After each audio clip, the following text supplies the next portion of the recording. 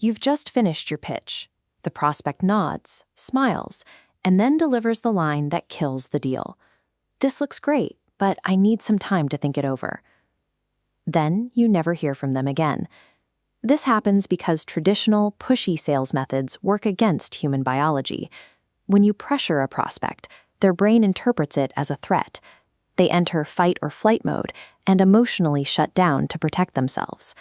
To stop this from happening, we need to change how you communicate. Today, we're building a 4-step Neuro-Sales Roleplay Routine.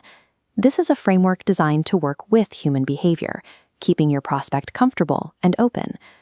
Before we start, grab a pen, a piece of paper, and open the voice memo app on your phone. You'll need these to build out your playbook.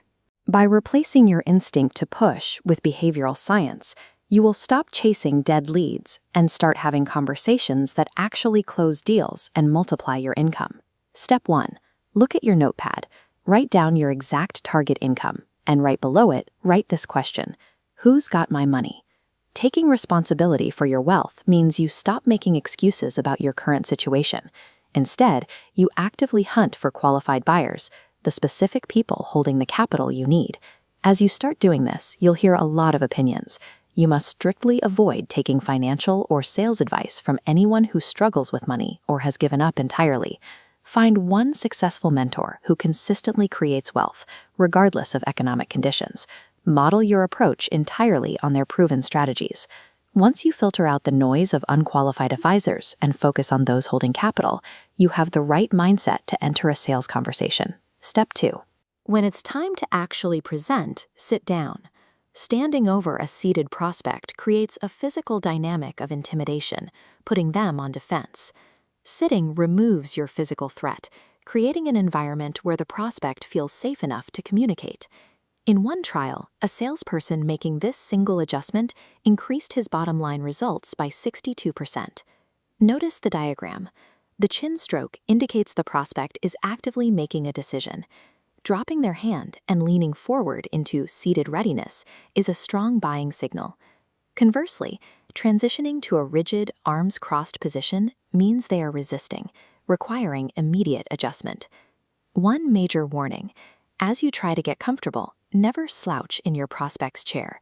This extreme informality on their territory communicates an aggressive, dominant attitude that will trigger immediate pushback. By neutralizing your own physical threat and actively reading their gesture sequences, you'll know exactly when to advance the close and when you need to back off.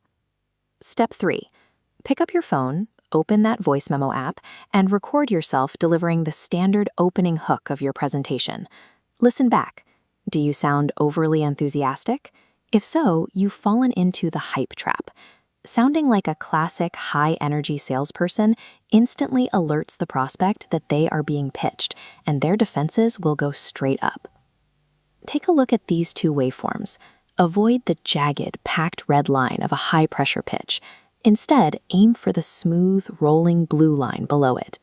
Adopt a calm, neutral tone, treating your delivery like an actor handling natural dialogue. Adjusting your vocal pacing this way changes the dynamic of the room. The prospect seeing you as a vendor trying to extract money and starts viewing you as an expert collaborating with them to solve their problem. Lowering the pressure in your voice creates a safe conversational environment. Feeling safe, the prospect will finally reveal the actual pain points they need you to fix. Step 4. Even with perfect posture and tone, you will face friction. Eventually, the prospect objects, claiming the price is too high or they need time to think. The amateur instinct here is to use a canned response or a logic-based trap, like pointing out what they said they wanted earlier. Doing this only proves you aren't listening. Instead of pushing back, ask a simple clarifying question to understand the emotion driving that objection. Then, transition the conversation to a piece of paper. This is a chart known as the Ben Franklin close. Right in front of the prospect, draw a T-chart on your notepad. Label the left column positives and the right column negatives. Acknowledge it's a difficult decision. Ask them to list the purchase's positives against the negatives. Agree with them openly. If the advantages don't outweigh the drawbacks, they shouldn't invest. By externalizing the conflict onto a physical piece of paper, you remove yourself as the adversary.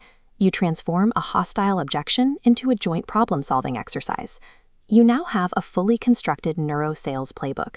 You have a clear income target, a seeding strategy to decode buying signals, a calibrated empathetic tone, and a physical T-chart ready to neutralize objections. Here is your homework. Before your next client meeting, sit down and record yourself role-playing this 4-step sequence into your phone camera 3 times. Stop pushing your prospects, start collaborating with them, and go collect the wealth you've planned for. Aligning your physical and vocal signals with how your prospect naturally processes threats ensures you are working with their biology.